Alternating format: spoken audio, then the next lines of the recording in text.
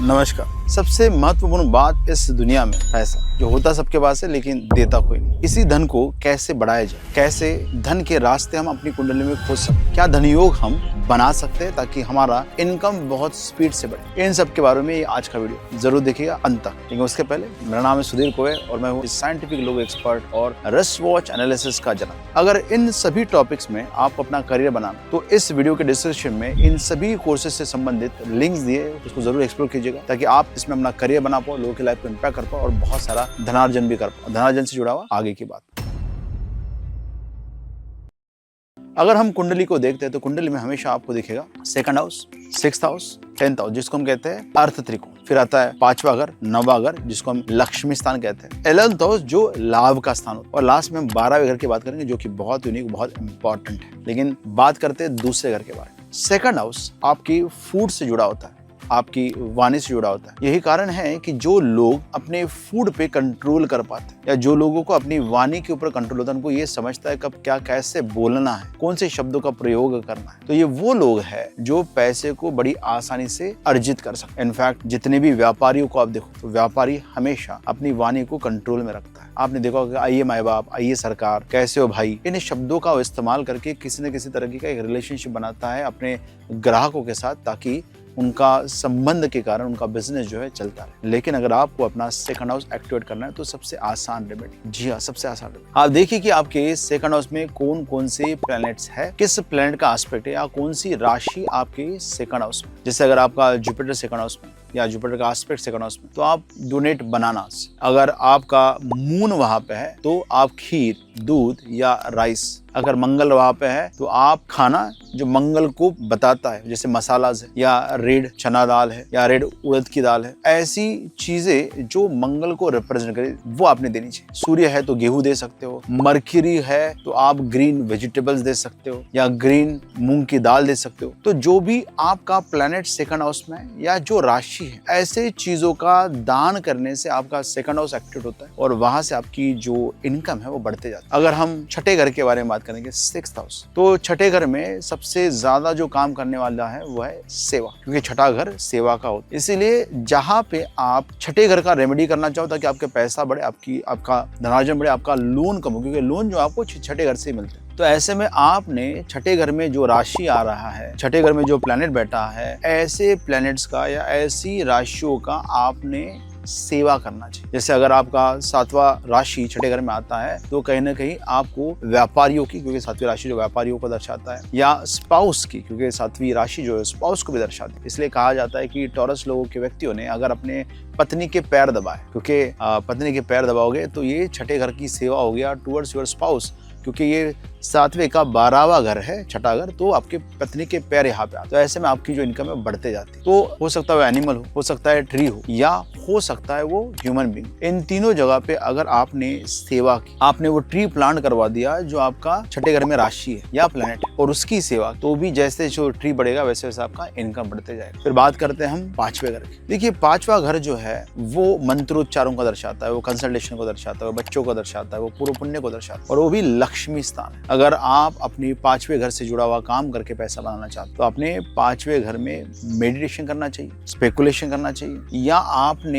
वहां से लोगों को कंसल्टेशन देना चाहिए। तो ये 5वें का बड़ा आसान सा रेमेडी है कि आप मंत्रोच्चारण करो, 5वें घर का एक्टिवेशन करो और वहां से आपका लक्ष्मी स्थान स्ट्रांग हो जाए। फिर हम बात करेंगे 9th हाउस, क्योंकि 9th हाउस भी एक लक्ष्मी केंद्र है। 9th हाउस ओवरऑल आपके धर्म का होता है, आपके गुरु का होता है, आपके पिता का होता है। तो आप जो मंदिर जाना चाहते हो वो मंदिर का जो राशि है वो 90वें घर में है। तो 90वें घर में जो भी आपका राशि आएगा उस राशि से संबंधित मंदिर का अगर आप विजिट करते हो, उस भगवान को आप विजिट करते हो, जैसे अगर वहां पे आपका कैप्रिकॉन आ रहा है तो अगर आपने अपने ऑफिस को मंदिर बना दिया, उसको मंदिर की तरह पूजा, मंदिर की तरह रहा, क्योंकि ऑफिस ही है, 10वां घर तो ऑफिस ही कहलाता है, तो वहां पे भी आप निरंतर कंसिस्टेंटली ऑफिस जाओगे तो भी आपका काम हो जाएगा। या फिर आपने पूजा करनी चाहिए शनि भगवान की। देखिए शनि ऐसे भगवान है जहाँ पे उनको आप रिझा नहीं सकते हो कि बहुत ज्यादा उनकी तारीफ कर दी या उनके लिए कुछ कर दिया, लेकिन आप कर्म पे भी जाओगे ना, हर रोज टाइम पे अपने ऑफिस जाओगे तो भी शनि भगवान खुश हो जाएंगे। ये 9th हाउस में अगर जुपिटर है तो आप भगवान शिव के मंदिर में जा सकते हो, अगर मून है तो गौरी माँ के मंदिर में जा सकते हो या किसी देवी के मंदिर में जा सकते हो, वीनस है तो लक्ष्मी के मंदिर में जा सकते हो, मार्स है तो